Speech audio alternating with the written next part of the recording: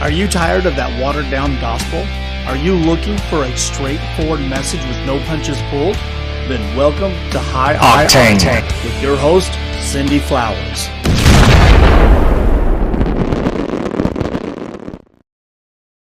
And welcome to another episode of High Octane.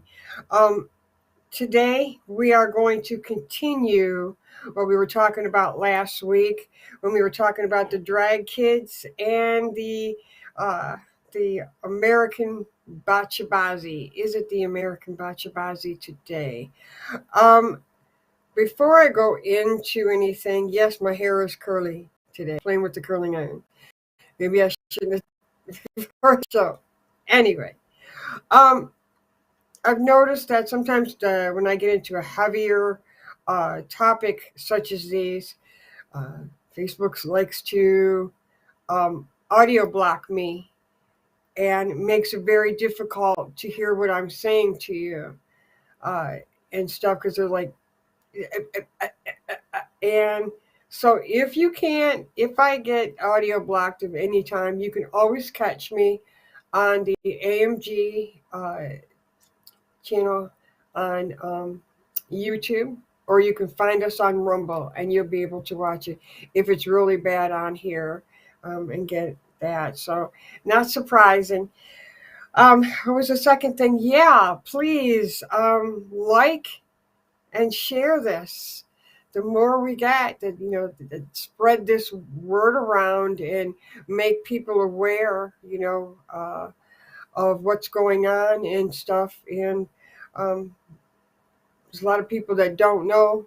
There's a lot of people that do know, but they don't want to know, but they need to know. It's also too. Did those of you that watched the show last week, did you watch the videos like I suggested, highly suggested? If you didn't, shame on you. Do it. Watch them. You need the education. Nope, I told you last week, they're not nice. They're pretty sickening, pretty sad. It's pretty like, make you sick to your stomach.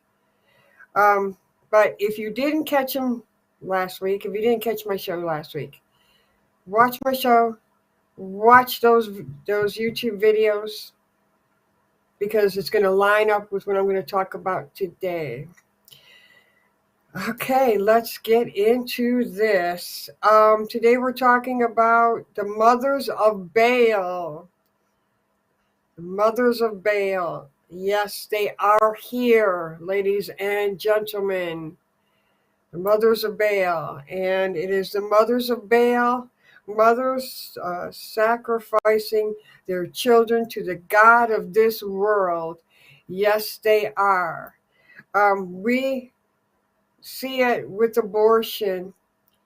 They will just kill their babies because they don't want them. So, in the spiritual world, that's exactly what they're doing. They're sacrificing. They're killing their kids, and they are giving them up to Baal, the Molech, Baal, the God of this world, whatever you want to call him. When we look at mothers, okay, mothers are actually a child's first groomer. And what groomer used to mean, or what it does mean, like in the dictionary, that we raise our kids up to be good people, to be good human beings. We raise them, we teach them, right from wrong. We teach them manners. We teach them to share.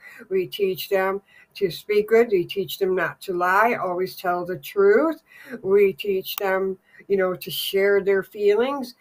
As they get older, we teach them more, and we groom them to be good people and to strive to, to never quit and to seek their goals and visions. That's what mothers and fathers, but mainly mothers, do. So we do, and we feed them, make sure that the kids are healthy and strong. And we build up their self-esteem and their self-worth and tell them how perfect they are just the way God made you. That's what mothers do. The new mothers of today, the mothers of Baal, they take their kids today and they want to be woke, they want to be cool, they want to be whatever, and just let their kids pretty much run how things go. And what I mean by that is, there's no, the day of when we used to be tomboys, when you could just, you were the kind of girl that, yeah, I didn't like makeup. You either had the short hair or you had long hair, but you wore it in a ponytail. And so, and you just like wore baseball caps and stuff, but you were really good at sports, and you like, hanging out, playing with the boys on the street, and riding your bikes and stuff like that. And then you had the girls in the neighborhood, that wore the dresses, that liked playing with Barbie. And I'm not saying, because there are tomboys that like to play Barbie, they have dolls, but they just, they're tomboys. Not a big deal. We never had a problem with them. Never, ever. We let them be tomboys, because by the time that their hormones kicked in, they started coming into their own. They started exploring makeup and seeing that. And all it takes is like when they get in junior high and high school, and they start to see cute boys. Oh, we gotta dress nice and do my hair, and it all kicks in. Nature kicks in. Not today. Today, they start these kids very young. And first, I'm going to talk about the drag kids. As we talked about last week, and if you watch the videos, you'll see the parents. The parents are gaslighters. They gaslight their kids. They manipulate their children. They give them accolades in the wrong way to bring them into what they want them to do. Now, manipulation and control, that's witchcraft. That is pure witchcraft. And so many people seem to think, oh, witchcraft is like this, where there's a coven. No, no, no, no, no, no, no. That's a spirit. The spirit of witchcraft. That's a Jezebel spirit. That's a witchcraft spirit. And that's why you got to be so careful. But that's what is out there. That's what is these women that have come together. They have opened themselves up. See, let me explain something. With the spirit, with their false anointing, their false prophet, they manipulate you so that they are able to get access to you, because they can't unless you give them permission or you give them access. How did you give them access? How did they give them access? They start to take on what the world is offering. They're listening to the manipulation. They're watching how drag kids are just, oh, this is the thing. My son loves it. He loves the makeup and stuff. Well, maybe not in the beginning, but I convinced him to love it because I think it's wonderful. I think it's great. And it's just a way that they can get itchy nose, where they can have an open mind. Well, that witchcraft is permeated now, as you can see, all with these kids as well as trans kids. Now, here's something that I ran across last night while doing some more research, and I'm going to read to you. Speaking of mothers, there is now, yes, putting on the glasses, there is now what they call drag mothers. Yep, there really is. And a drag mother is a drag queen may either pick a drag name or be given one by a friend or a drag mother. Drag mothers often come to lead their drag house or start their own. Kind of like imagine a sorority mom at a sorority house when you live on campus, that they have the sorority moms that stay there. So uh, the girls need help with anything, they can always go to the sorority mom, and their sorority mom's there to help them with anything that they need and stuff. Drag mothers often come to lead their drag house or start their own. Um, More experienced and acclaimed members of the drag community is what they pick. They have a mentor apprenticeship relationship with the younger. That's like the role of a mom. That's a mom. That's a mom's job. But now the drag queens have taken over this mothering figure. That's a mother of Baal. That's a mother of Molech. That is the mother of this world. That spirit there. And guiding young kids that are starting out, to guide them to becoming drag kids. The mothers, as if you watch in the video, I have never seen anything like it with the way that I'm looking at these healthy, beautiful little boys that are like 8 and 10 years old, that should be like out riding their bikes, playing baseball, playing hockey. I mean, for goodness sake, even playing PlayStation or whatever, I would even settle for that than what they're doing.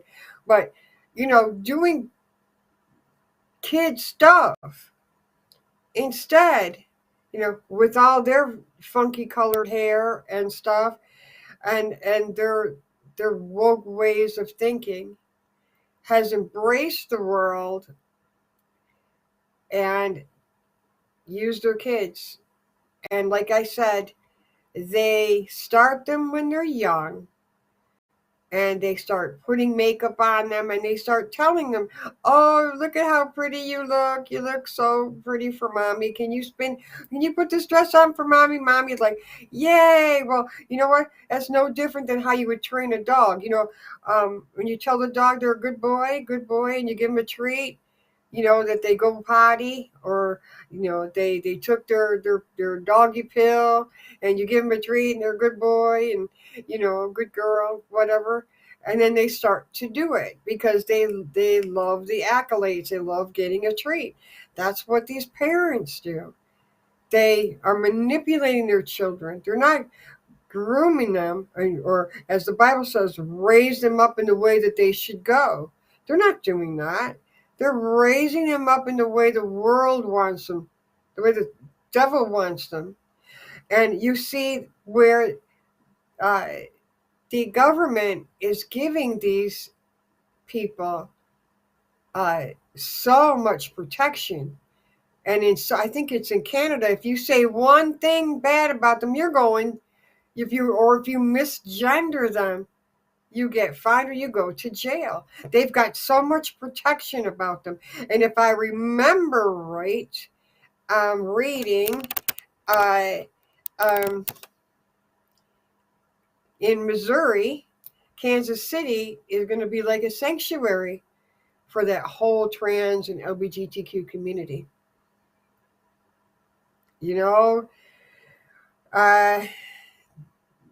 That's scary, because they don't realize, they look at it like, oh, this is the way these people. No, very dangerous, very dangerous, very dangerous, as these people are not well. There's demonic activity all about that, and it's just sucking more and more people in. And that's what's happening. And that the mothers That's why I'm looking at these mothers, and you know what? There are the mothers of two halves in this world. There are those mothers that are, grooming their kids for the world and to grow up to be like a bachabazi, as we talked about last week, dressing them up, making them, oh, this is a great thing to do. Uh, um, you look beautiful and everything, and get them to dance provocatively and everything around disgusting perverts, perverted men. And they think, oh, look at he's so cute. Look how well he does drag. They are not even realizing that they are pedophile bait. The pedophiles are sitting back going, oh, look at that, like their next meal. It's disgusting. Yeah, I'm not going to pretty this up whatsoever. That whole thing is filth and it needs to be cast out. But then on the other side, let's look at the other side. On the other side, you've got mothers that are mama bears that will fight to the death for their children, that raise their children up in the way that they should go in God, that raise their kids up to be good kids, that normal healthy kids, if they have a boy, they raise them up to be the best man that God has created him to be, and they instill that in them. If they have a daughter, a little girl, they raise her up to be the best daughter that she can be, an asset in this world, and not trying to change their gender or their identity. You can walk around and tell people, I'm gender fluid, I'm gender this, I identify as this, that's all fine and dandy, but there the realities that's like fogged these mothers is that you are an XX or you are an XY. There is nothing that you can do to change that. Okay, that's you're going into dangerous territory if you even attempt to try to think you can do that. Secondly, you can't change people's fingerprints. You can't. They're like a snowflake. There's not one like them. These are your prints, your very own prints on your very own hands, and you have their girl prints, or your boy prints. They're yours. They cannot be changed. There's just things engrafted within the children, within every human being. And these mothers that are caught up in this, that have been bewitched by this world, the trickery, the manipulation, they have gotten it as well. They've gotten sucked into it. And the kids are the ones to pay for it. You cannot, the whole idea of the mother has, in that respect, has changed, because they're not a mother that is looking out for their kids. They're a mother that is putting their kids on display, that is putting their children in harm's way. Their mother they're playing with witchcraft. They're being used. They're being used by demonic spirits to take the children, to take the children down. What comes after? Some kids, it doesn't happen that way, but they said a good percentage of the kids that start off as drag end up gay, and then end up, the next step is trans. Also in that world are the pedophiles, and the mothers are almost like feeding them, because when Ron DeSantis and the governor of Tennessee told them, and they got people, they're protesting in Tennessee. They're angry in Florida because both governors have said, you go ahead and have your drag parties, have your drag parades. Go ahead. You just cannot have any kids there. So Florida's Pride Parade canceled. Well, why would you cancel? He just said, go ahead and do what you want to do, have your parade, whatever, but you just can't have kids there. When they call it off, and then you have to stop and look at that and go, no, wait a minute. I just gave you the go ahead. Go do your thing. Go have your pride parade. You just can't have little kids there. And then they stop it. Why do little kids have to be present? Why? Because we know what's going on in those parades.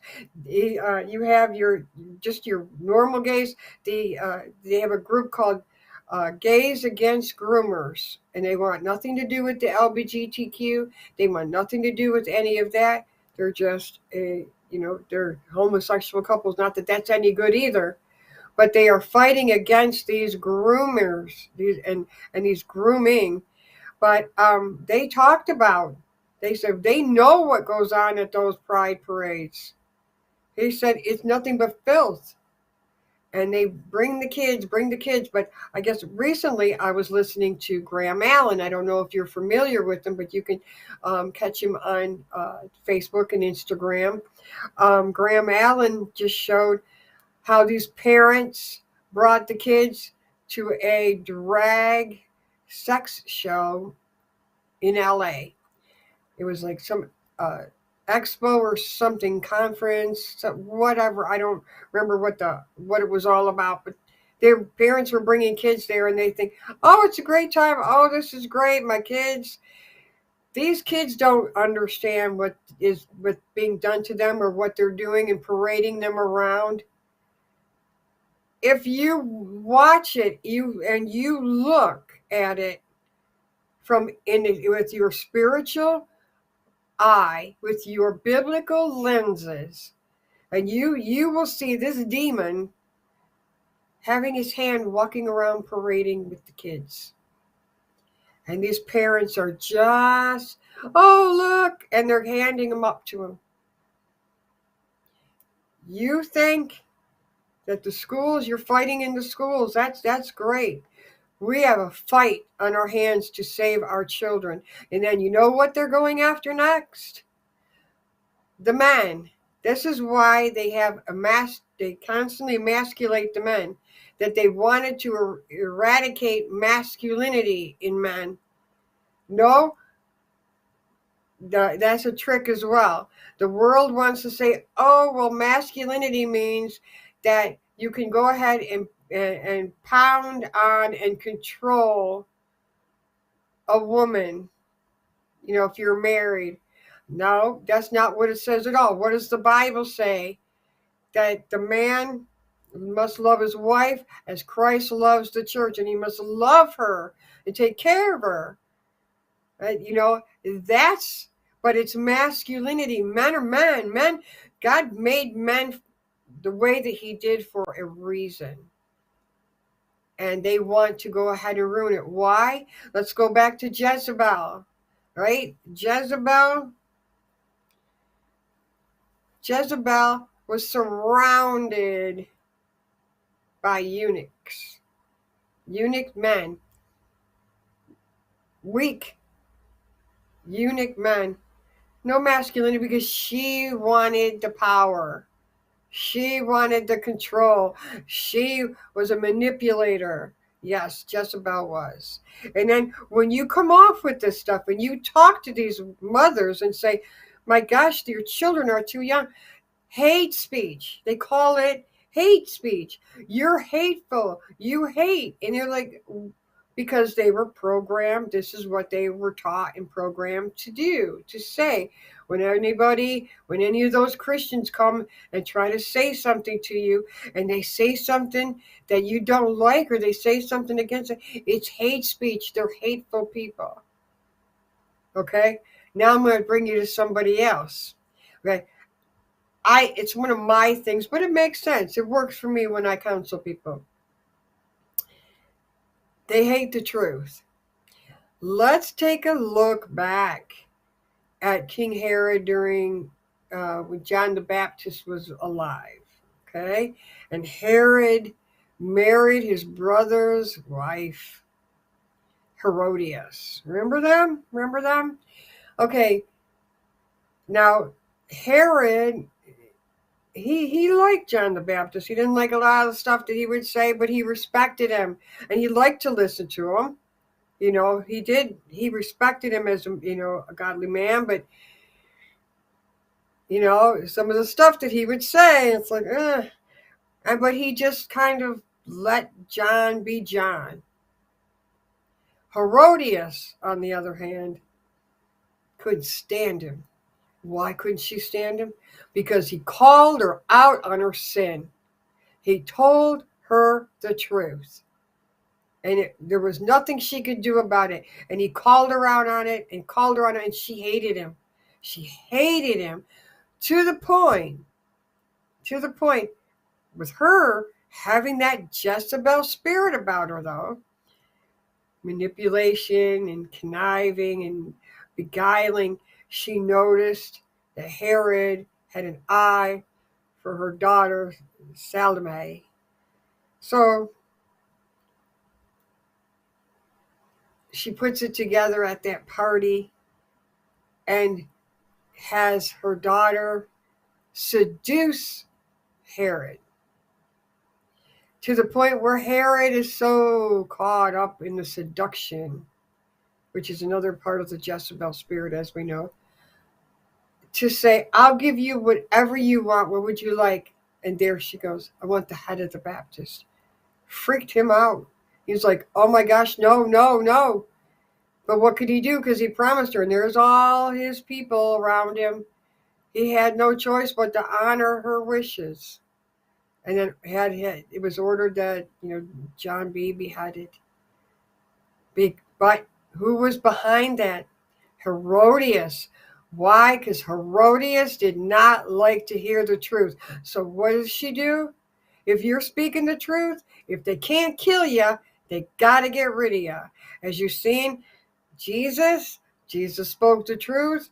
A lot of people couldn't stand him. Get him out of here. Get him out of the way. I don't want to hear him.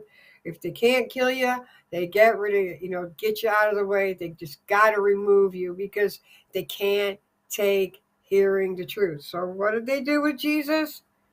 They made up a lie about him and got him killed. And he went and was crucified. But funny, it blew up in their face because we know 3 days later, Jesus rose again. And he is not dead. So it didn't work for them. And but that's how they work today. And that same spirit is still there today. Even so, let's take a look at another wicked woman. Okay? Potiphar's wife.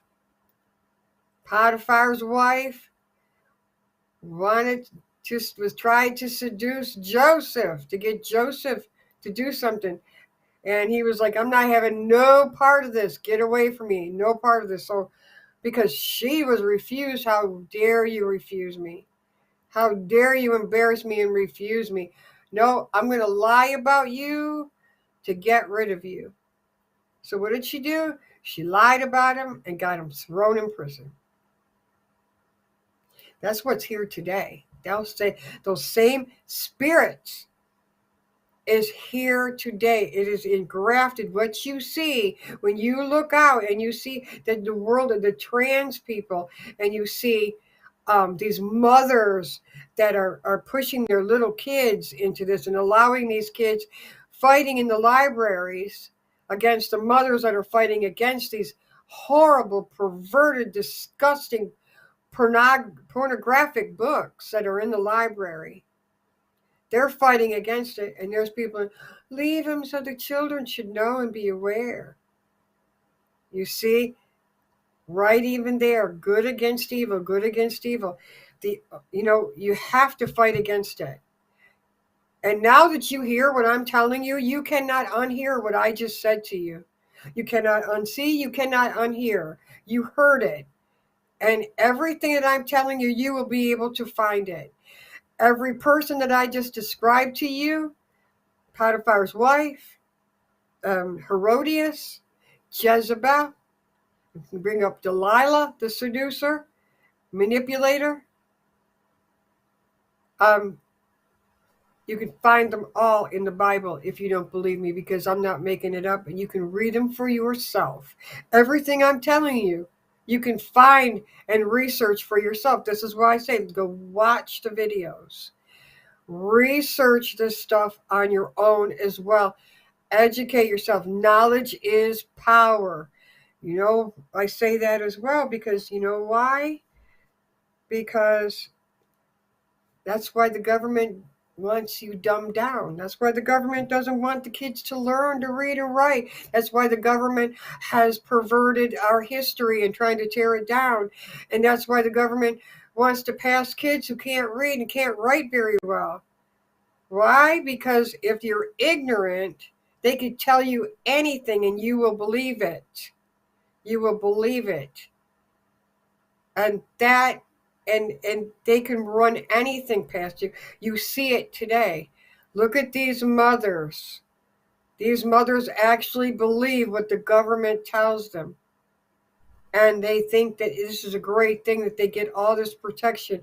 And their kids are special. And it's just, wow, my kid is trans. Speaking of that, before I end up running out of time, I invite you to watch, if you haven't watched already, the whole story about this Jazz Jennings. He was a boy, and the parents convinced him that he's a girl.